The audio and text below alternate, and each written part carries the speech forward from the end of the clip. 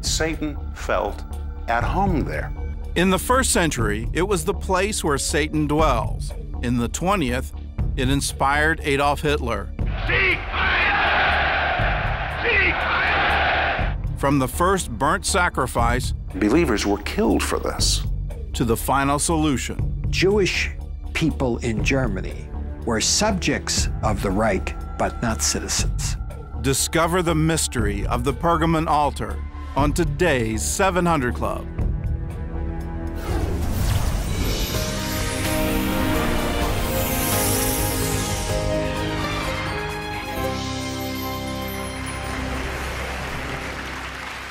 Welcome to the 700 Club. People often complain about what the government is doing or not doing. Well, a few years ago in the state of Maine, they decided to do more than just complain. They got involved. And that action has led to amazing changes in the state government. Mark Martin has the story from Augusta, Maine. The state flag of Maine is a deep blue, reflecting the politics that have dominated this state for decades. However, the winds of change are blowing here. Voters in Maine have painted their state red. In fact, for the first time in more than 40 years, Republicans control the House, Senate, and governorship.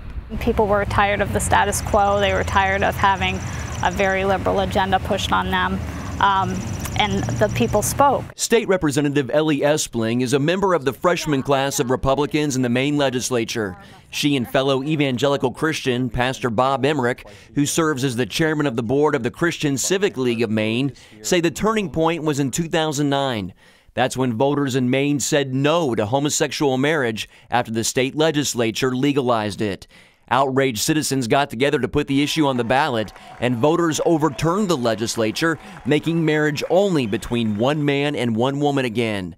But many in Maine felt it wasn't enough. That carried over into, okay, now that vote's over, but how do we keep this from happening again?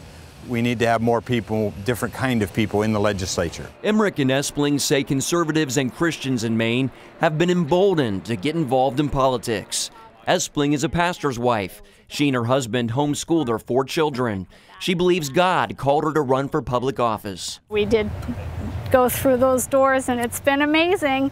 I was one of the top fundraisers in the state for House races. Another sign of a greater evangelical Christian presence in Maine politics is the prayer caucus here at the State House in Augusta.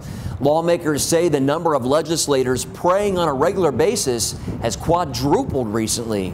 People standing up on the floor of the House talking about Jesus and seeing lots of colleagues leave, that's different, and I don't think they're used to that, and so that's exciting, yeah. Veteran Democratic state lawmaker Donald Pylon says he has seen more representatives being open about their faith.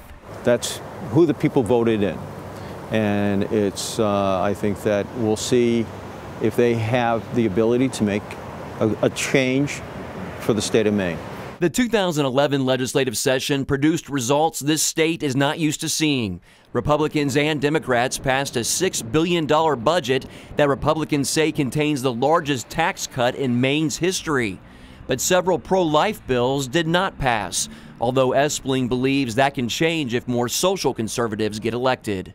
If we get more Christians involved and more Christians elected, that's even more pressure on our colleagues to say, you can vote your conscience. Emmerich believes the voice of evangelical Christians and Catholics will be even stronger after the next election cycle. Unity is important for social conservatives in Maine. Homosexual marriage advocates say they hope to put marriage on the ballot again in 2012.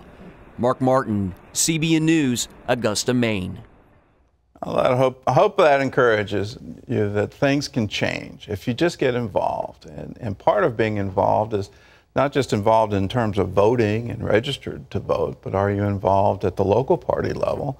Are you attending those meetings? Are you participating in who gets nominated and who runs for office? That's where a lot of very important decisions are made. Lee Webb has the rest of our top stories from the CBN Newsroom. Lee? Gordon, the brutal heat